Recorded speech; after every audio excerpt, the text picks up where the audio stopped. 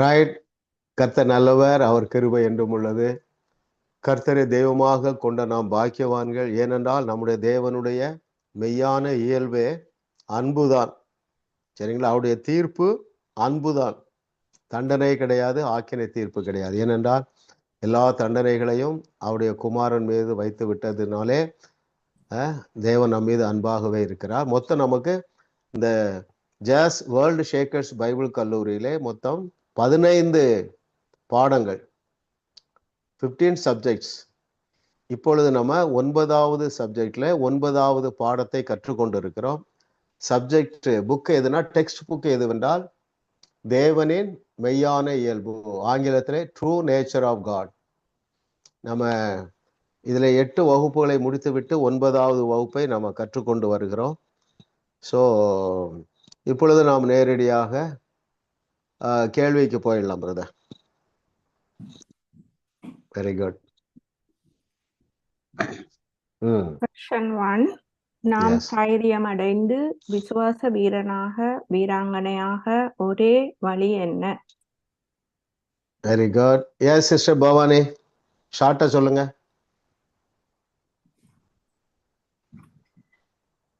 நாம் தைரியம் அடைந்து விசுவாச வீரனாக வீராங்கனையாக மாறுவதற்கு ஒரே ஒரு வழி என்ன? நாம் தேவ உணர்வுடையவர்களாக இருப்பதன் மூலம் எங்களை மறந்து தேவனுக்குள் எங்களுடைய நம்மை நாமே மறப்பதுதான். எல்லாரும் எழுதியிருப்பீங்க, இருந்தாலும் இதுல ஒரு ஆழமான கருத்து இருக்கு பாருங்கல்ல. நாம் தைரியம் அடைவதற்கு ஒரே வழி நம்மை நாம் மறப்பதுதான். எப்படி நம்மை நாம் மறக்க முடியும்? தேவ உணர்வுடையவர்களாகவே இருப்பதின் மூலம். இந்த வேதத்துல பல சான்றுகள் பார்க்க முடியும் பாருங்களேன். தேவ உணர்வோடு இருந்தவர்கள் எல்லா சூழ்நிலையிலும் வெற்றியை கண்டார்கள். எந்த உதாரணம் எடுக்கலாம் பாருங்களேன். சம்பந்தமே இல்லாத இடத்துல ஆட்டு இடையன் எடுக்காம பாருங்க, எதை தேவ உணர்வுடையவனா இருந்தான். அவனால பொறுக்க முடியல. ஏன்னா தேவ உணர்வு அவனுக்கு அப்படி இருக்கு. சூழ்நிலைகளை அவன் மறந்து விட்டான். அவன் சத்துரு வந்து ஜெயண்ட், என்னது ராட்சதன் என்பதை அவனால மறக்க முடிந்தது. ஏனென்றால் தேவ உணர்வுடையவனா இருந்தான். ஸ்டேயிங் ஃபுல் ஆஃப் காட்னே ஒரு புக் இருக்கு, தேவனால் நிறைந்திருப்பது பாருங்க. அப்போ தேவ வார்த்தையினால் நிறைந்திருக்கிறது நமக்கு சாத்தியமா இருக்கிறது பாருங்களேன். அவன் என்ன தேவ உணர்வுடையவனா இருந்தான்னு பாருங்க. அந்த உணர்வு அவன் என்ன சொல்றான், எப்ப இவனுக்கு விருத்த சேதனமாகிய உடன்படிக்கை இல்லை. அப்போ நீங்க எந்த சிச்சுவேஷன்லயும் இந்த ஆயுதத்தை எடுக்கலாம். எந்த ஆயுதம்? இவர்களுக்கு இயேசு கிறிஸ்துவுடைய இரத்தத்தினாலான உடன்படிக்கை இல்லை. ரெண்டாவது சொல்றான், தேவ உணர்வு என்ன இருந்ததுன்னா, தேவனுக்கு இந்த காரியத்துல எனக்கு வெற்றி கொடுக்க எந்த ஆயுதமும் தேவை இல்லை. தேவ உணர்வு பாருங்க. அப்போ இன்னும் பாருங்க, அவன் என்ன சொல்றான், இவருக்கு விருத்த சேதனம் இல்ல, ஈட்டியாலும் கத்தியாலும் தேவன் ரட்சிக்கிறவர் அல்ல, இந்த யுத்தம் கர்த்தருடையது. எத்தனை அடிக்கிட்டே போறான் பாருங்க. அந்த அளவு ரிஸ்க்ல நம்ம யாருமே இல்லைங்க. கரெக்டா? ஒரு சூழ்நிலைக்குள்ள நீங்க போயிட்டு இருக்கீங்க. எந்த சூழ்நிலை எடுத்துக்கிடும், நீ யாருடைய ரட்சிப்புக்காவது ஜெயித்து இருக்கிறீங்க, உங்க பிள்ளைகளோ பேர பிள்ளைகளோ. அவன் வந்து ஒருவேளை ஒஸ்ட் கேஸ் அடிக்ஷன்ல இருக்கான்னு வைப்போம். இவன் வர்றதுக்கு ரட்சிக்கப்பட்டதுக்கு சான்ஸே இல்லை என்று நீங்கள் முத்திரை குத்தாதீர்கள். எப்படி இருங்க, அந்த சூழ்நிலையே மறந்துருங்க. எங்கள் தேவனால் கூடாத காரியம் ஒன்றுமிராது, ஒன்றுமில்லை. அவர் தான் சொல்லி இருக்கிறாரு, நீ கர்த்தராகிய இயேசு கிறிஸ்து விசுவாசி, அப்பொழுதும் நீயும் உன் வீட்டாரும் ரட்சிக்கப்படுவீர்கள். அப்போ உங்க வீட்டார் அத்தனை பேரும் வருவார்கள் என்பதுல எந்த ஐயமும் கொள்ளக்கூடாது. அப்போ ஆட்டு இடையை போல நம்ம சிந்திக்கணும், யோனத்தானை போல சிந்திக்கணும், சாத்ராக் மேஷாக் ஆபேத்நேகோவை போல சிந்திக்கணும். பவுல் தேவ உணர்வுடையவனா இருந்தான். என்ன சொன்னா, என்னை பலப்படுத்துகிற கிறிஸ்துவனாலே எல்லாவற்றையும் எனக்கு செய்ய முடியும். இன்னும் அவன் என்ன சொல்றான், எப்பா எல்லாம் நன்மையா தான் நடந்துட்டு இருக்குப்பா. அல்லேலூயா. அப்போ நீங்கள் விசுவாசத்திலே வீரனாக வீராங்கனையாக இருக்க வேண்டும் என்பது ஒரு பாடம். சரிங்களா? அது எப்பொழுது சாத்தியம் என்றால் தேவ உணர்வுடையவர்களாக இருந்து நம்மை நாம் மறப்பதுதான். இதை குறித்து நம்ம இவனை பற்றி வாசிக்கலாம். யாரை பற்றி? நம்ம இவன் பாருங்களேன், ஆபிரகாம். ரோமர் 4வது அதிகாரத்துல எண்ணாதிருந்தானா, தன்னை பற்றி நினைக்கல. எதை எண்ணவில்லை? என் சரீரம் செத்து போச்சு, சாராளுடைய கற்பம் செத்து போச்சு, எனக்கு வயசு 99 ஆயிற்று. நான் அதை உங்களுக்கு வாசிக்கட்டுமா? ரோமர் 4:18-19-20 வாசிக்கிறேன். உன் சந்ததி, ரோமர் 4:18 வசனம் முதல், உன் சந்ததி இவ்வளவா இருக்கும் என்று சொல்லப்பட்டபடியே, பார்த்தீங்களா? சொல்லப்பட்டபடியே தான் அநேக ஜாதிகளுக்கு தகப்பனாவதை நம்புகிறதற்கு ஏதுவில்லாதிருந்தும் அதை நம்பிக்கையோட விசுவாசித்தான். அவன் விசுவாசத்திலே பலவீனமாய் இருக்கவில்லை. ஏனென்றால் அவன் ஏறக்குறைய 100 வயதுள்ளவனாய் இருக்கும்போது தன் சரீரம் செத்து போனதையும் சாராளுடைய கர்ப்பம் செத்து போனதையும் எண்ணாதிருந்தான்.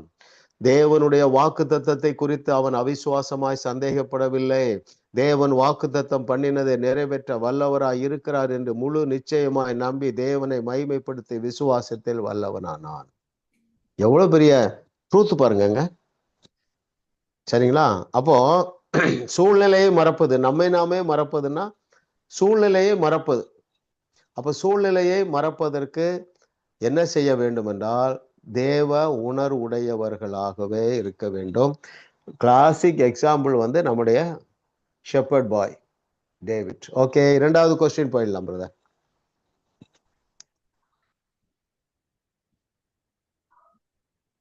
பழைய உடன்படிக்கையில் ஏன் ஒருவரும் பரிபூரணமாகவில்லை? Okay, yes sister Grace. அவர்களுடைய இருதயம் மறுரூபமாகவில்லை. எக்ஸாக்ட்லி, அப்படிதான் ஷார்ட்டா ஆன்சர் இருந்தா நீங்க நல்லா புரிஞ்சிருக்கேன்னு அர்த்தம். சரிங்களா? கரெக்டா சொல்லிட்டீங்க சிஸ்டர். நீங்களே வாசிங்க. அதாவது பேஜ் 152ல செகண்ட் பேராகிராஃப் வாசிங்க சிஸ்டர். பழைய உடன்படிக்கையின் கீழ் ஒருவரும் பரிபூர்ணமாக இருக்க முடியவில்லை, ஏனென்றால் அவர்களுடைய இருதயங்கள் மறுரூபமாகவில்லை. போதும்.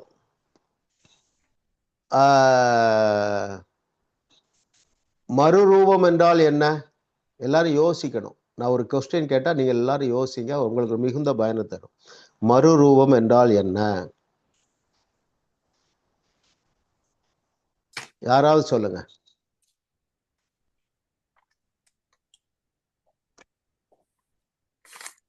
மனம் புதிதாகுதல், மனதில் வித்தியாசமாக சிந்திப்பது.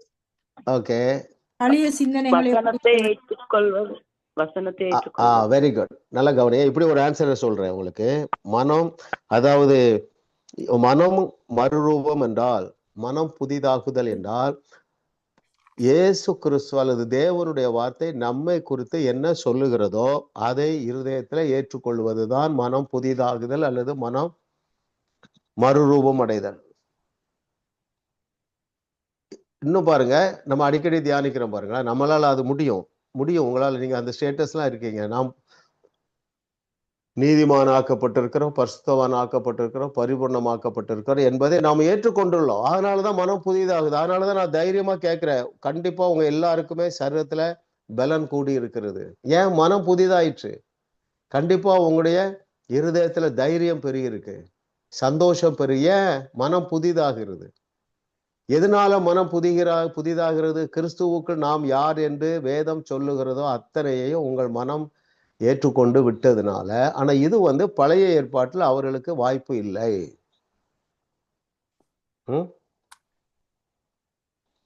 கர்த்தர் நல்லவர் பாருங்க. ஏன் நமக்கு இது சாத்தியம் என்றால், பாருங்களேன், இப்படி யோசிச்சுக்கிடுங்களேன். நான் வந்து சிலருக்கு ப்ரேயர் பண்றேன். இப்போ யூஎஸ்ல கூட கர்த்தர் கொஞ்சம் அற்புதங்கள்லாம் செஞ்சாரு. அதில் ஒரு 2 பேர் பார்த்தீங்கன்னா, ஒருத்தருக்கு வந்து வயிற்று வலி நேற்று. சரிங்களா? அவருக்கு ஒரு 50 வயசு இருக்கும். எங்க வலி இருக்கு அப்படின்னாரு. நான் கை வச்சு பேசுறேன். நல்லா கவனிங்க. மனம் மறுரூபப்படாதவர்களுடைய ஒரு சாட்சி சொல்றேன். கை வச்சு பேசுகிறேன், இயேசு நாமத்தினால் இப்பொழுதே வலியே நின்று போன்னு பேசுகிறேன், கர்த்தர் சுகமாக்கிட்டாரு. பிரதர் வலி போயிட்டு பிரதர் அப்படின்னு சொல்லிட்டாரு. அப்போ ரைட்டு பிரதர், இனிமே அந்த வலி திரும்ப வராதுன்னு சொல்லிட்டேன். அவர் அப்புறம் என்ன சொல்றாரு, பிரதர் டெய்லி என் வயிற்று வலி வரக்கூடாதுன்னு ஜெபம் பண்ணுங்க அப்படிங்கிறார். அப்போ இவங்க என்ன நினைக்கிறாங்க, இது தற்காலிகமாக தான் சுகமா இருக்கு. ஏன்னா சத்தியத்தை சரியாக அறியவில்லை, மனம் புதிதாக்கப்படவில்லை. அவருடைய தழும்புகளால் ஏற்கனவே தங்களுடைய சரீரம் சுகமாக்கப்பட்ட சரீரம் என்கிற நாலேஜ் இல்லை. உங்களுக்கு நிறைய எக்ஸ்பீரியன்ஸ் இருக்கும். நீங்க ஒன்று சொல்றீங்க, ஜெபம் இயேசு நாமத்தில் இந்த கட்டி மறைஞ்சிட்டுமா, அல்லது இந்த கழுத்து வலி போயிட்டுன்னு சொல்றீங்க. தேங்க்யூ சிஸ்டர், தொடர்ந்து ஜெபம் பண்ணிடுங்கன்னு சொன்னாலே அவங்க மனம் புதிதாகலன்னு அர்த்தம். ரைட்? கர்த்தர் நல்லவர் பாருங்க. அப்போ அதை குறித்து டீட்டெயிலாக எழுதுறாரு, நம்ம எல்லாம் தெரிஞ்சதான், அதனால உள்ள போக வேண்டியதில்லை. புதிய ஏற்பாட்டில தான் மனம் புதிதாக முடியுமே தவிர பழைய ஏற்பாட்டிலே மனம் புதிதாக முடியாது. ஏனென்றால் வருஷா வருஷம் பலியிடணும். என்ன நினைச்சிருப்பாங்க, எப்பா ஒரு வருஷம் செஞ்ச பிரச்சனைக்கு நம்ம பலி செலுத்திட்டோம், மைண்ட்ல என்ன இருக்கும், அடுத்த வருஷமும் நம்ம பலி செலுத்தணும். அப்ப அந்த மனம் புதிதாக வாய்ப்பு இல்லை பாருங்க. ஆனால்தான் அவர் ஒப்பற்ற ஒரே பலியினாலே எல்லாவற்றுக்கும் முற்றுப்புள்ளி வச்சுட்டார். அந்த ஒரே பலி, தட்ஸ் வெரி இம்பார்ட்டன்ட். இயேசு கிறிஸ்துவாகிய அந்த ஆட்டுக்குட்டியானவருடைய பலி ஒரே ஒரு தரம் செலுத்தப்பட்டதுனால சுத்த இருதயத்தை தேவனுடைய ஆவியானவர் நமக்கு தந்து இருக்கிறார். அதுவும் இந்த சத்தியத்தை அறிந்த பிறகுதான் நமக்கு புரிந்திருக்கிறது, ஏற்றுக்கொண்டு இருக்கிறோம். கர்த்தர் நமக்கு கிருபை செய்தார், அவருக்கு நன்றி உண்டாவதாக. எஸ் பிரதர், மூன்றாவது கேள்வி போயிடலாம்.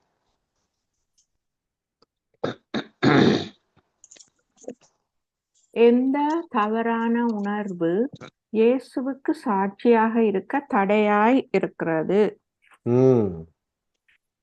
எஸ், ஜெயக்குமார் அனட்டா.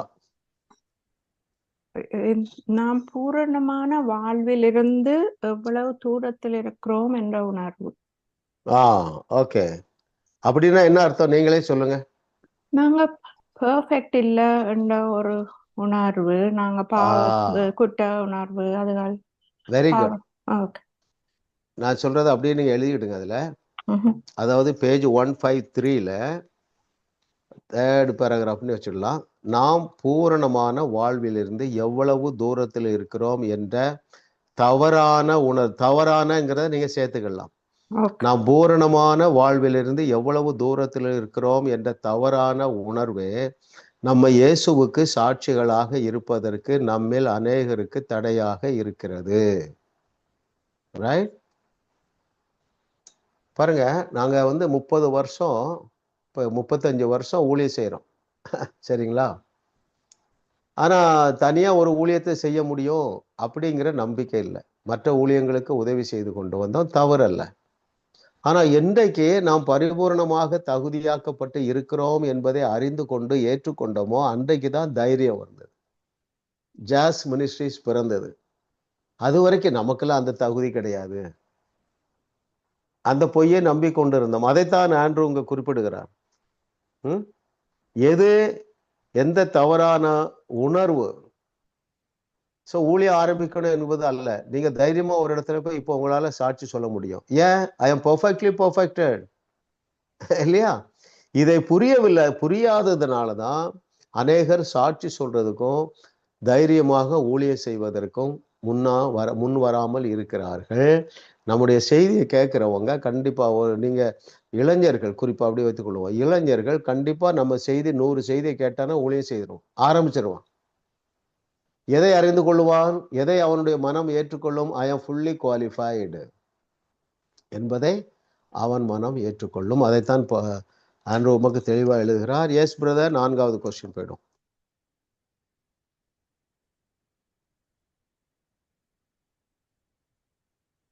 சுயத்துக்கு மரிப்பது என்பது என்ன?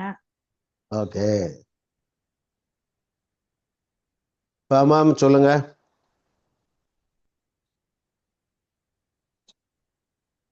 அன்மியூட் பண்ணிடுங்க. எஸ்.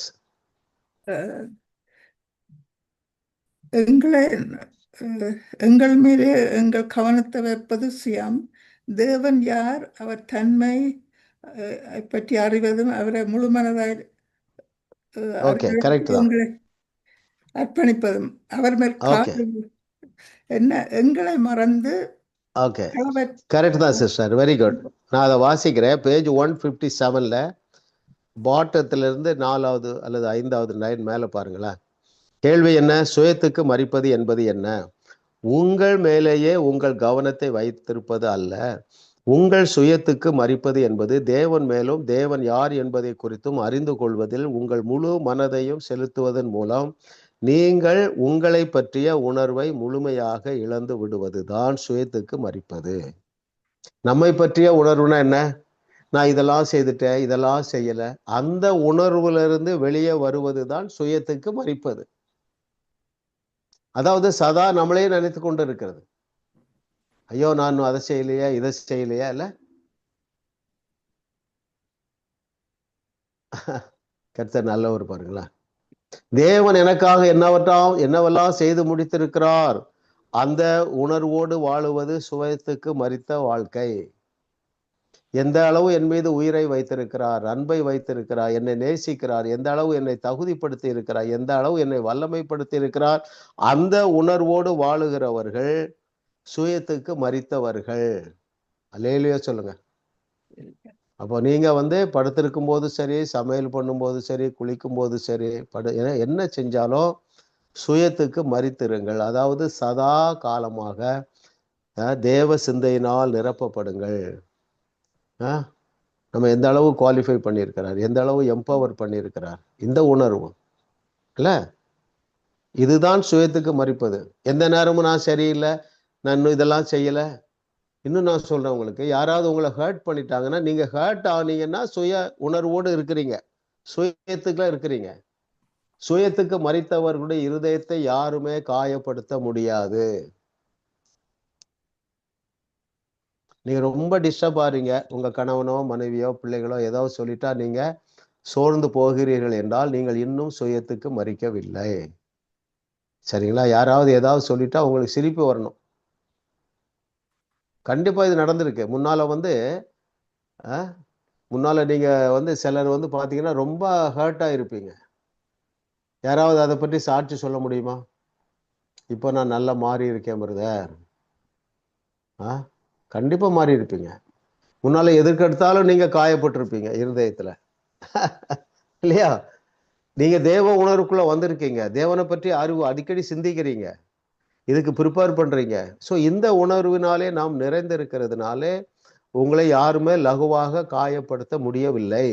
இன்னும் நீங்க காயப்படுகிற நபராக இருந்தால் இன்னைக்கு மனம் திரும்புங்க. யாரும் உங்களை ஹேட் பண்ணவே முடியாது.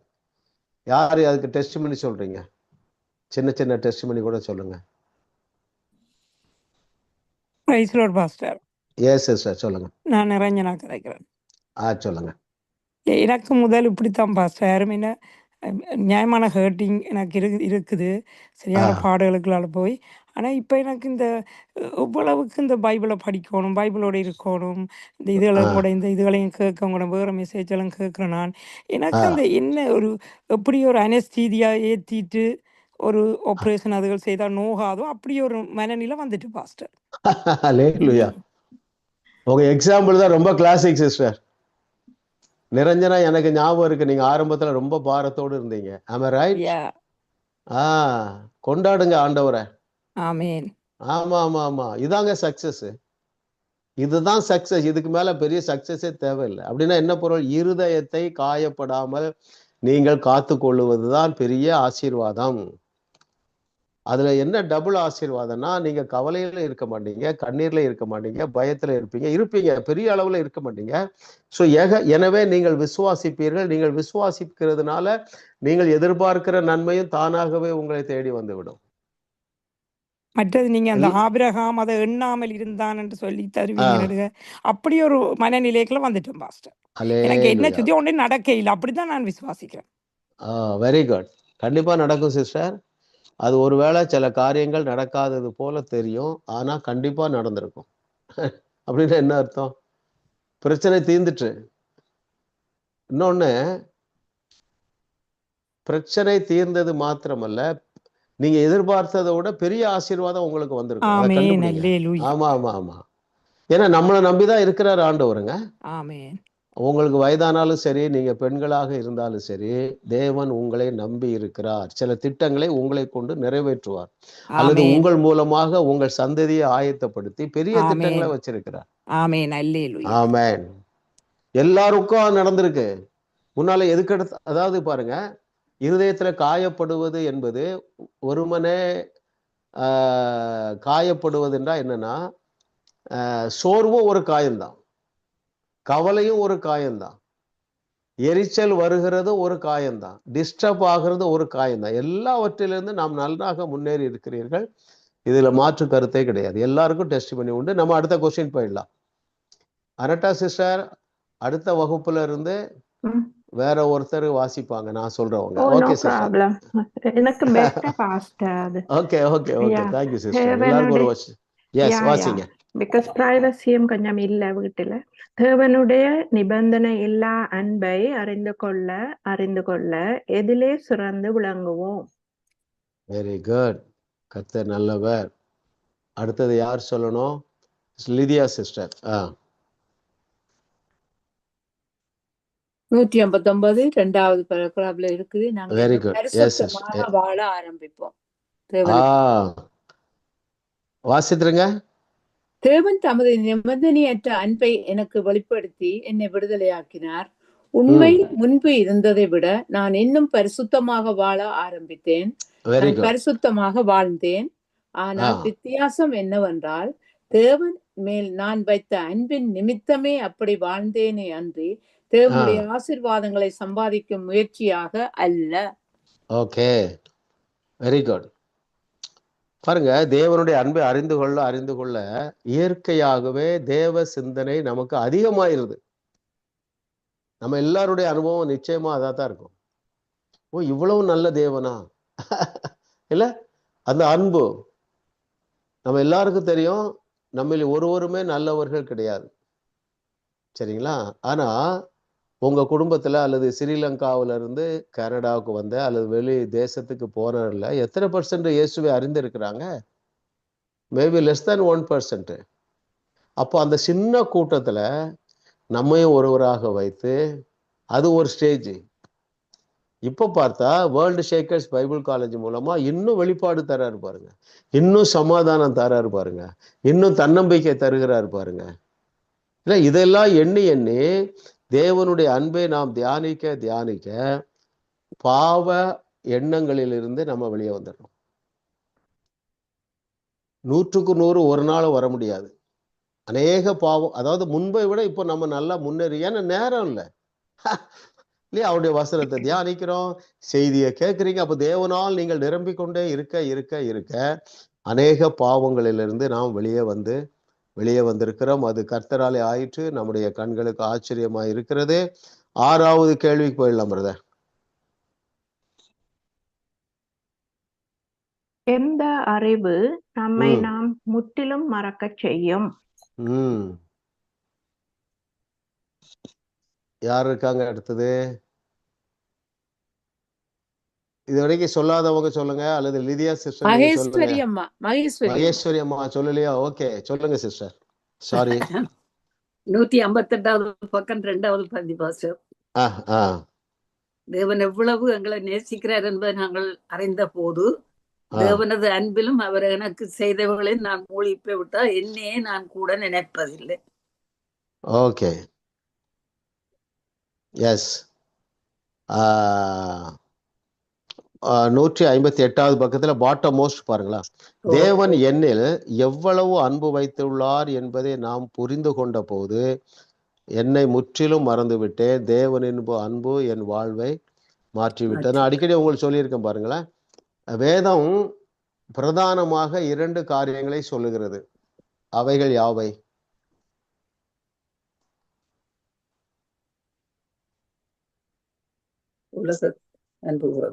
முழு மனதோடும் முழு ஆத்மாவோடும்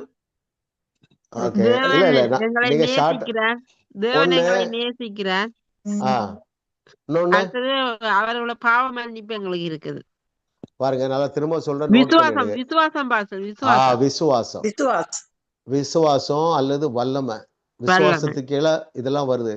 பாருங்க, வல்லமை 2 அவர் நம்மேல் வைத்திருக்கிற அன்பையும், அன்பு 2வது இந்த விசுவாசம் விசுவாசத்தினாலே நாம் பெற்றிருக்கிற இயற்கைக்கு அப்பாற்பட்ட வல்லமையும் தான் பைபிளுங்க. 1 அவர் நம்மேல் வைத்திருக்கிற அன்பு, 2வது அவர் நமக்குள் வைத்திருக்கிற சூப்பர் நேச்சுரல் பவர். ஆமென். அந்த அன்பு தான் நம்மை அது அன்பு கீழே என்னெல்லாம் வருது? அந்த அன்பு நம்மை முற்றிலுமாக தகுதிப்படுத்தி விட்டது. அந்த விசுவாசத்துக்கு கீழே என்ன வருது? நாம் முற்றிலுமாக வல்லமைப்படுத்தப்பட்டு இருக்கிறோம். வல்லமை இந்த 2ஐயும் நீங்க விட்டுறக்கூடாது, பேலன்ஸ் பண்ணணும். அன்பு நிமித்தமாக நாம் பெற்றுக்கொண்டிருக்கிற ஆசீர்வாதங்கள், 2வது விசுவாசம். அந்த விசுவாசத்தினாலே அல்லது அந்த சூப்பர் நேச்சுரல்னால நம்ம எந்த அளவுக்கு வல்லமைப்படுத்தப்பட்டு இருக்கிறோம். இந்த 2ஐயும் நாம் புரிந்து கொள்ள மற்ற கட்டளைகளுக்கு கீழ்ப்படிவது எளிதாகிவிடும். மற்ற கட்டளைகள் என்ன? 1வது கற்பனைக்கு ஒப்பான 2வது கற்பனை என்னன்னா, நாம் அவரிடத்துல அன்பு செலுத்தணும். முழு மனதோடு முழு பலத்தோடு அவரிடத்துல அன்பு கோரணும். அது முதல் கற்பனை. அதுக்கு ஒப்பான 2வது கற்பனை, நாம் நம்மை நேசிக்கிறது போல பிறனை நேசிக்க வேண்டும். சரிங்களா? அந்த தோசையில மறுபக்கம் என்னது? நம்ம எந்த அளவு வல்லமைப்படுத்தி வைத்திருக்கிறார். நாம் இந்த அளவுக்கு இயேசு கிறிஸ்து செய்தவைகளையும் விட பெரிய அற்புதங்களை செய்யக்கூடிய அளவுக்கு இயற்கைக்கு அப்பாற்பட்ட வல்லமையினால் நான் நிரப்பப்பட்டு இருக்கிறதுனால அதுலேயும் நமக்கு ஒரு ரெஸ்பான்சிபிலிட்டி இருக்கு. அது என்னன்னா, அந்த வல்லமையை வெளிப்படுத்தி தேவனுடைய நாமத்தை மகிமைப்படுத்த வேண்டும். Okay, right. Yes brother, question number 7 போயிடும்.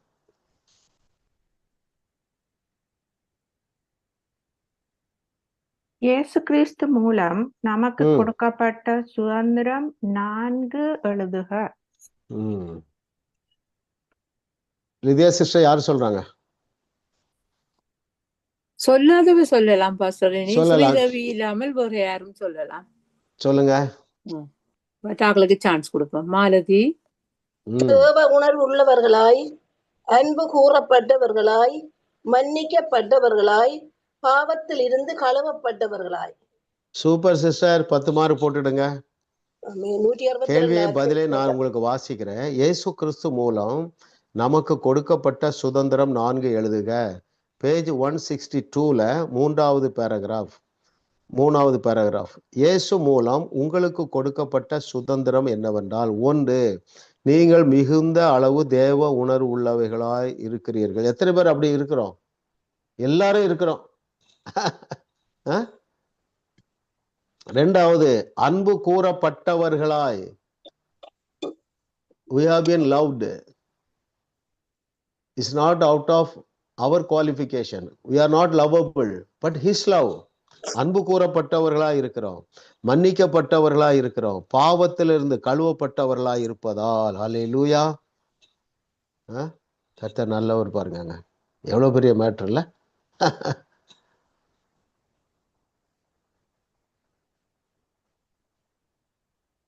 Thank you, Lord, for your goodness. What a loving daddy. அப்போ அதனாலதான் கர்த்தரை தெய்வமாக கொண்ட நாம் பாக்கியவான்கள். ஏனென்றால் நம்முடைய முக்கால பாவங்களுக்காகவும் பரிகாரம் பண்ணப்பட்டாயிற்று. எனவே நாம் மன்னிக்கப்பட்டவர்களாக இருக்கிறோம், கழுவப்பட்டவர்களாக இருக்கிறோம், அன்பு கூறப்பட்டவர்களாக இருக்கிறோம். எனவே நாம் தேவ உணர்வு உள்ளவர்களாக இருக்கு. நல்லா யோசிங்க. இதுல 20-30 ஆண்டுகள் விசுவாசிகள்லாம் இருப்பீங்க. இப்போ மகேஸ்வரி சிஸ்டர், நீங்க எத்தனை வருஷம் விசுவாசி?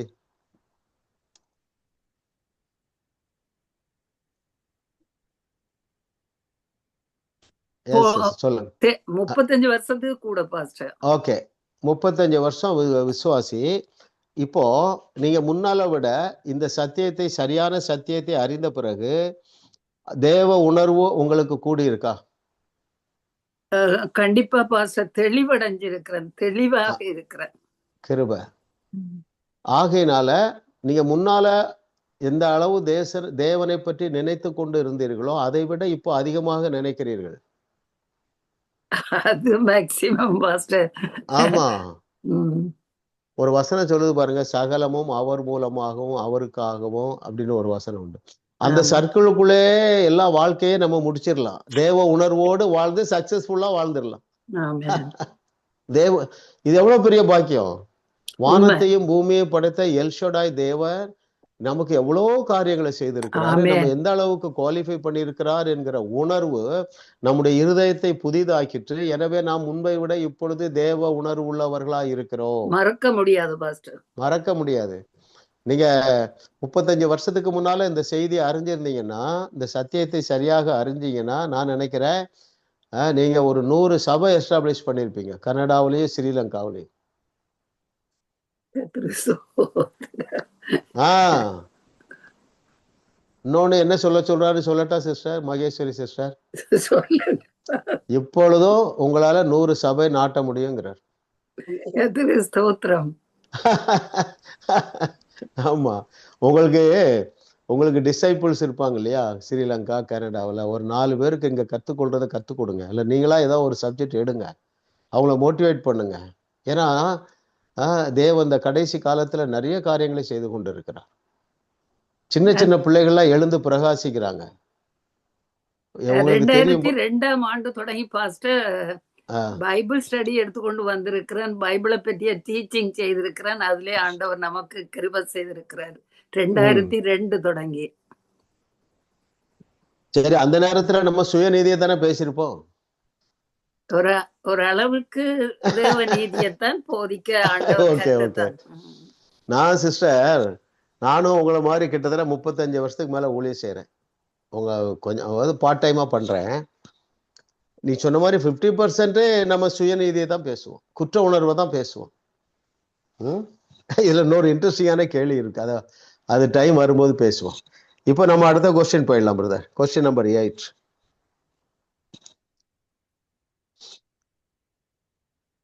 தேவனை மையமாக வைத்து வாழுகிறவர்கள் எந்த 4லிருந்து விடுதலை பெறுவர்?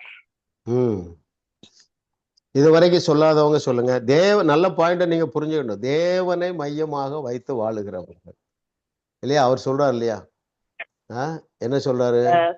தகப்பனையாவது தாயையாவது என்னை விட அதிகமாக நேசிக்கிறவன் எனக்கு பாத்திரன் அல்லங்கிறாரு.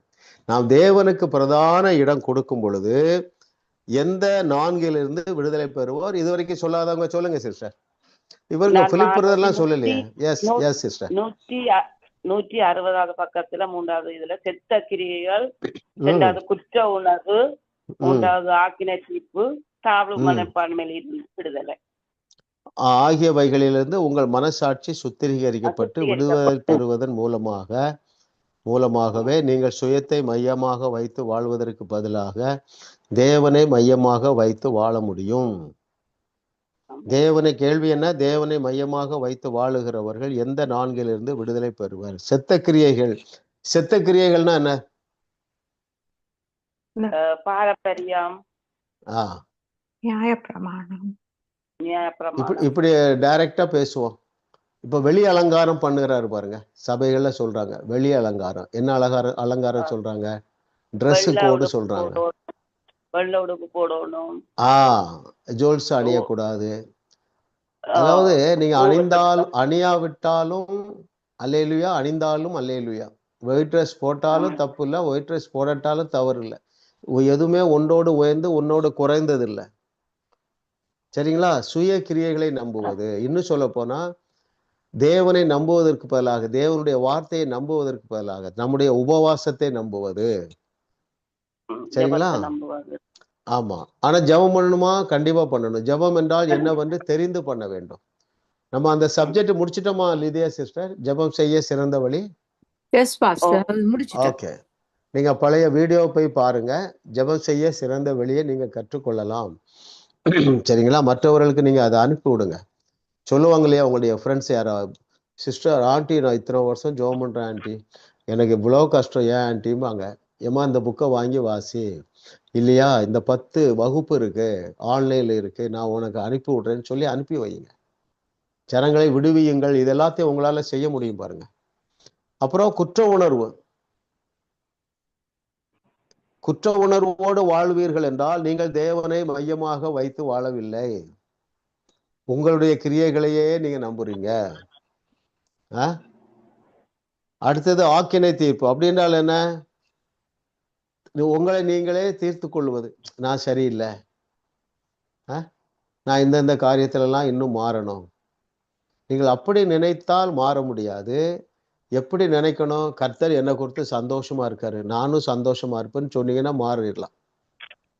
மாம்சத்துல நீங்க முயற்சிறீங்க, அது சாத்தியம் அல்ல, காலதாமதமாகும். அப்புறம் தாழ்வு மனப்பான்மை. இவைகளிலே வாழுகிறவர்கள் தேவனை மையமாக வைத்து வாழவில்லை. கர்த்தர் நமக்கு தந்த விடுதலைக்காக. அதான் பாருங்க, சத்தியத்தையும் அறிவீர்கள், சத்தியம் உங்களை விடுதலை ஆக்கும் என்றால் முதல் விடுதலை எதான்? எதுல இருந்து விடுதலை? செத்த சுய கிரியைகளிலிருந்து விடுதலை, குற்ற உணர்வுலேருந்து விடுதலை, தங்களை தாங்களே ஆக்கினை தீர்ப்பு கொடுப்பதிலிருந்து விடுதலை, தாழ்வு மனப்பான்மையிலிருந்து விடுதலை. அதைத்தான் இயேசு சொன்னார். You shall know the truth and the truth shall set you free. From what? Guilty consciousness. இல்லையா? தங்களை தாங்களே தாழ்வாக நினைப்பது. அப்புறம் ஐயோ இந்த நியாயப்பிரமாணத்தை என்னால் கை கொள்ள முடியவில்லையே என்கிற உணர்விலிருந்து நீங்கள் விடுதலை பெறுகிறீர்கள், பெற்றிருக்கிறீர்கள். எனவேதான் அந்த கனிகள் பெருகி இருக்கு. சமாதான சந்தோஷம் உங்களுக்குள்ள பெருகி இருக்கிறது. கர்த்தராலே ஆயிற்று, அவருக்கே மகிமை உண்டாவதாக. 9வது கேள்வி போயிடலாம் பிரதர். சுயத்தை மையமாக கொண்டவர்கள் எதிலே சிக்கிக் கொள்ளுகிறார்கள்? Very good. இதுவரைக்கும் சொல்லாதவங்க யார் சொல்றீங்க?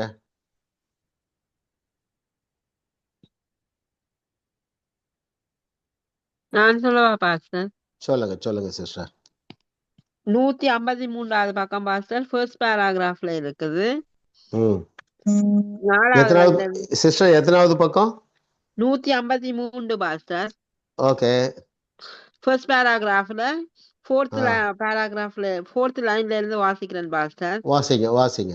நியாயப்பிரமாணத்தை கை கொள்வதிலேயே மூழ்கி போன மக்கள் தங்கள் பாவத்தையே நினைத்து கொண்டு, அதாவது தங்களையே நோக்கி பார்த்து கொண்டிருக்கிறார்கள். அப்படிப்பட்ட விசுவாசிகள் எப்போதும் சுய உணர்விலேயே இருக்கிறார்கள். தாங்கள் பாவம் செய்தோமோ இல்லையா என்பதை குறித்த உணர்வோடு இருக்கிறார்கள்.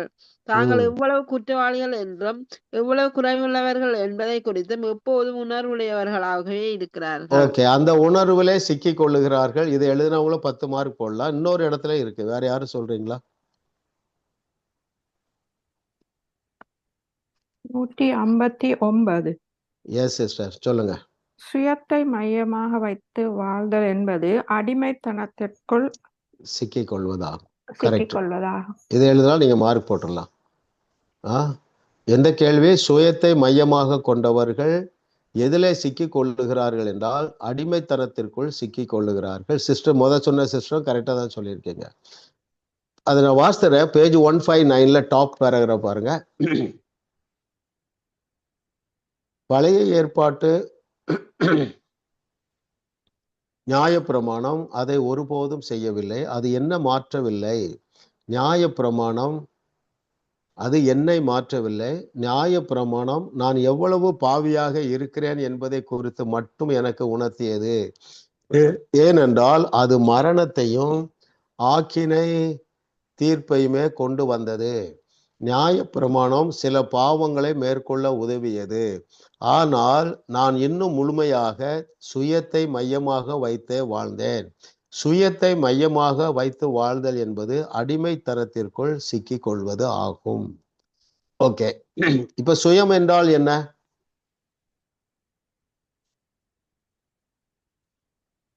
அதாவது பிரேயர் பண்றது என்று சொல்றதை விட பிரேயரை நம்புறது, முழங்காலை நம்புவது, உபவாசத்தை நம்புவது, அப்புறம் தேவனை, அப்புறம் சொல்லுங்க, தாழ்வு மனப்பான்மை, உயர்வு மனப்பான்மை, குற்ற உணர்வு. ரைட். தேவனை பற்றி அல்லாமல் தங்களை பற்றியே சிந்திக்கிறது. நான் என்னெல்லாம் செய்யணும். அப்ப நம்ம எந்த சிந்தையினால் நிரப்பப்பட வேண்டும் என்றால், எனக்காக என் தேவன் என்னவெல்லாம் செய்திருக்கிறார், கர்த்தர் நல்லவர், அவர் கிருபை என்றும் உள்ளது. கடைசி கேள்வி போயிடலாம் பிரதர்.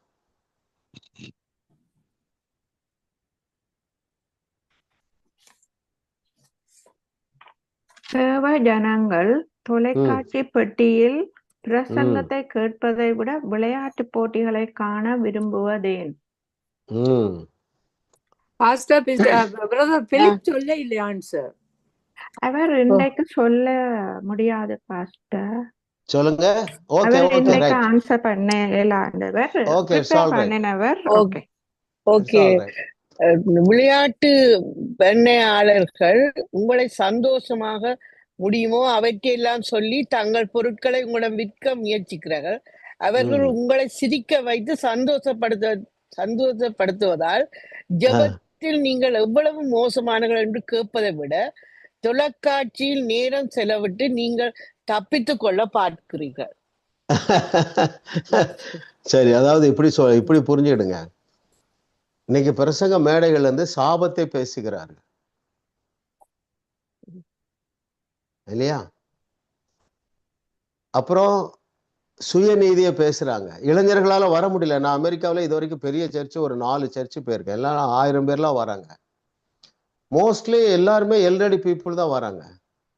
ஏன்னா இந்த சபைக்கு வந்தா நீ சரியில்லை, தேவன் உன் மேல கோபமா இருக்காரு,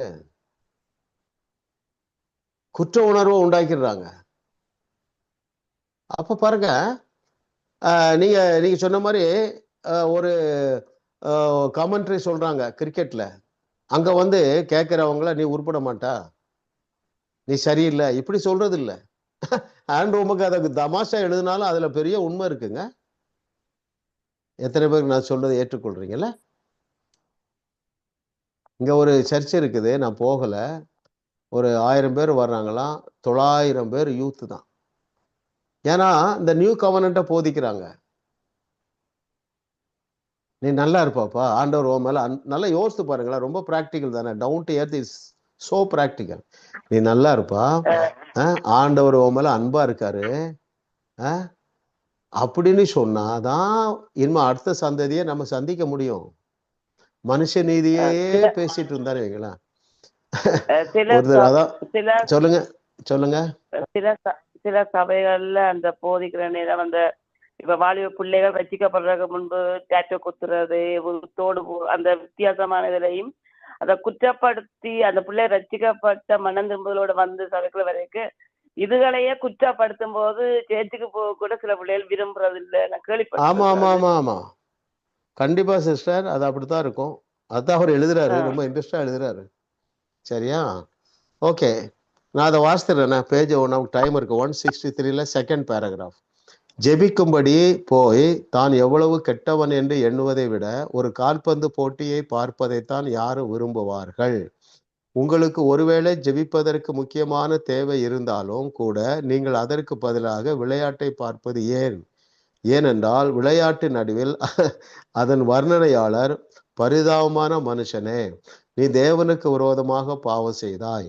இந்த வாரம் நீ உன் தசம பாகத்தை செலுத்தவில்லை, நீ சரியானபடி வாழவில்லை, உனது மனைவியை நடத்த வேண்டிய முறையில் நடத்தவில்லை, உன் குழந்தைகளோடு நேரம் செலவழிக்கவில்லை என்று கூறுவது இல்லை. விளையாட்டு வர்ணனையாளர்கள் ஒவ்வொரு விளையாட்டுக்கும் இடையில் நீங்கள் எவ்வளவு மோசமானவர்கள் என்று சொல்லிக் கொண்டிருந்தால் நீங்கள் அந்த விளையாட்டை பார்க்க மாட்டீர்கள்.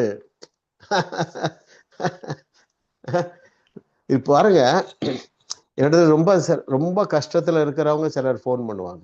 ஐயா உங்க ஒரு செய்தி கேட்டையா நான் வாழ்ந்துடலாங்கிற நம்பிக்கையை வந்துட்டுமா.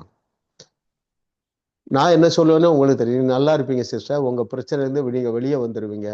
இப்படி 2 வார்த்தை சொன்னாலே போதுங்க, நல்லாயிடுவாங்க. அவங்களுக்கு எவ்வளவு தைரியம் வந்துருப்பாருங்க. அதற்கு பதிலாக சிஸ்டர் உங்க பரிசுத்தம் போதாது, உங்க ஜெபம் போதாது, இப்படி சொல்லி கொண்டிருந்தால் இன்னைக்கு பரிதாபமாக கிறிஸ்தவ சதவிகிதம் ரொம்ப குறைவா இருக்கு. காரணமே சுயநீதியையே பிரசங்க மேடைகளில தொலைக்காட்சியில பேசுகிறார்கள். தேங்க் காட் இன்னைக்கு நம்ம தலைமுறையில அநேகர் வந்திருக்கிறாங்க, சத்தியத்தை சரியாக போதிக்கிறவர்கள். அநேகர் இளைஞர் கூட்டம் ஒன்று எழும்பி கொண்டு இருக்கிறது. நாங்கள் வெள்ளிக்கிழமை வந்து இங்கே ஒரு மீட்டிங் போகிறோம், காஸ்பல் மீட்டிங். அதில் யார் பிரசங்கம் பண்ண போகிறோன்னா ஆங்கிட். எத்தனை பேருக்கு ஆங்கிட் ராம்பாபு தெரியும், கேள்விப்பட்டிருக்கீங்க? உங்கள் ஊருக்கு வந்திருக்கிறாரா? கனடாவுக்கு வரலையோ? தெரியுமா? வந்தாரோ தெரியாது பாஸ்டர். ஓகே. ஐயோ அந்த குட்டி தம்பி அவன் வந்து 17 வயசுலயே பிரசங்கம் பண்ண ஆரம்பிச்சிட்டா 17 வயசுல இருந்து லட்சக்கணக்கான அற்புதங்களை கர்த்தர் அவங்க மூலமா செய்யறார். அவனுக்கு ஒரு தரிசனமா கலிபோர்னியா ஆண்டவருக்கு வரணும். அதனால கலிபோர்னியால மீட்டிங் போடாரு பாருங்க. 3000 பேர் உட்காரக்கூடிய ஒரு பெரிய ஆடிட்டோரியத்தை. கஷ்டம் இல்லை, அமெரிக்கா கனடாவெல்லாம் 3000 பேர் வரணும்னா அவ்வளோ ஈஸியாக வரமாட்டாங்க. இப்போ ஃபுல் ஆயிட்டுங்கிறாங்க. எல்லாம் ரிஜிஸ்டர்ட், ஃப்ரீ தான். பாருங்க, நீங்கள் இப்படிப்பட்ட இளைஞர்களை எழுப்புவதற்கு பதிலாக நீ சரியில்லைப்பா, நீ நிறைய காரியம் செய்யணும், இயேசு கிறிஸ்து செய்தது போதாது, நீயும் நிறைய செய்யணும் அப்படி என்று சொல்லி கொடுக்கறதுனாலே ஜனங்கள் சர்ச்சுக்கு வர இன்ட்ரெஸ்டா இல்லை. சரிங்களா? கர்த்தர் நல்லவர், அவர் கிருபை என்றும் உள்ளது. நம்ம எங்க பிள்ளைகளுக்கு சரியான சத்தியத்தை அறிந்த ஒரு பாஸ்டர் இங்க இருக்கிறாரு. சரிங்களா? அவரு டயனாவை கிறிஸ்டோபர் அழைத்து 1 வருஷத்துக்கு முன்பதாக இப்படி நம்ம ஒரு சர்ச்சை ஆரம்பிக்கலாம், நீங்க வந்தீங்கன்னா செய்யலாம்னு சொல்லி இப்போ ஒரு சர்ச்சை ஆரம்பிச்சு ஒரு 50 பேர் வராங்க. அதில் எல்லா யூத்தும் மேல நிற்கிறான், காலேஜ் படிக்கிறவங்க எல்லாம் நிற்கிறான். ஏன்னா அங்க உபதேசம் பண்ணவில்லை. ஆண்டவர் மேல அன்பா இருக்காருப்பா. இவங்க எவ்வளவு நேசிக்கிறாங்க ஆண்டவரை. அந்த மியூசிக் போடுற பையங்கெல்லாம் ஆண்டவரா மேல அவ்வளவு உயிரை வச்சிருக்காங்க. அவங்க ஒர்ஷிப் பண்றதெல்லாம் மெய் மறந்து பாடும் பொழுதே முழங்கால் போட்டுறான். அவன் அந்த பிரசன்னத்தை அப்படி என்ஜாய் பண்றான். ஆச்சரியமா இருக்கு பாருங்க.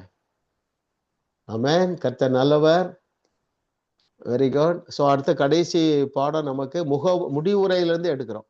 சரிங்களா? கொஸ்டின் உங்களுக்கு வந்துடும், அப்படியே பெற்றுக்கொள்ளுங்கள். பிதாவே, நாங்கள் உமக்கு நன்றி சொல்லுகிறோம் ஆண்டவரே. ஓ, துர்ச்செய்தியை அல்ல, நற்செய்தி. சுவிசேஷம் என்றாலே நல்ல செய்தி, நம்ப முடியாத நல்ல செய்தி ஆண்டவரே. அந்த நல்ல செய்தியை, ஓ தேவன் மெய்யாகவே அன்பாகவே இருக்கிறார் என்கிற நல்ல செய்தியை நாங்கள் வாழுகிற இந்த தலைமுறையில இன்னும் அநேகரை நீர் எழுப்பி பிரசங்கிக்கும்படியாக நாங்கள் ஜெபிக்கிறோம் ஆண்டவரே. துர்ச்செய்தியை அல்ல, நியாயப்பிரமாணத்தை அல்ல, மனித நீதியை அல்ல, தேவ நீதியை பிரசங்கக்கூடிய இன்னும் அநேகரை நீர் எழுப்புவீர்களாக, எங்கள் சந்ததியில எழுப்புவீர்களாக. இந்த வகுப்புல வருகிற ஒவ்வொரு சந்ததியில் இருந்தும் அநேக ஊழியக்காரர்கள் எழும்புவார்களாக. தேவ கிருபையை சத்தியத்தின்படி போதிக்கிற அநேக ஊழியர்கள் எங்கள் சந்ததியிலே தோன்றுவார்களாக. நன்றி ஆண்டவரே. நீங்கள் எங்களுக்கு கற்றுத்தருகிற பாடங்களுக்காக நன்றி. சகல சத்தியத்திற்குள்ளேயும் எங்களை நடத்துகிற பரிசுத்த ஆவியானவரே, உமக்கு நன்றி நன்றி நன்றி. இன்னும் நாங்கள் தேவனால் நிரப்பப்பட, உம்முடைய வார்த்தையினால் நிரப்பப்பட எங்களை நாங்கள் அர்ப்பணிக்கிறோம் ஆண்டவரே. நன்றி ஆண்டவரே. அதே போல யார் யாருடைய சரீரத்துல என்னென்ன பலவீனம் இருந்தாலும் அதுல இன்றைக்கே ஒரு சுகம் உண்டாவதாக. என்ன தேவை இருந்தாலும் அதிலே ஒரு விடுதலை உண்டாவதாக. தேவைகள் அதிசயமாக சந்திக்கப்படுவதாக. ரட்சிக்கப்படாத பிள்ளைகள், பேர பிள்ளைகள் ரட்சிக்கப்படுவார்களாக. உம்மால் கூடாத காரியம் ஒன்றுமில்லை. ரட்சிக்க கூடாதபடி எங்களுடைய கரம் குறுகி போகவில்லை என்று நீர் சொல்லி இருக்கிறீர் ஆண்டவரே. குறுகாத உம்முடைய கரத்தினால் அந்த பிள்ளைகளை தொட்டு அவர்களையும் நீர் ரட்சித்து ஆண்டவரே, இந்த சத்தியத்தை சரியாக அறிந்து ஒரு மகிழ்ச்சியான வாழ்க்கை நீர் அவர்களுக்கு அருளி செய்வீராக. உமக்கே மகிமை செலுத்துகிறோம் இயேசுவின் நாமத்தில் பிதாவே. ஆமென். ஆமென்.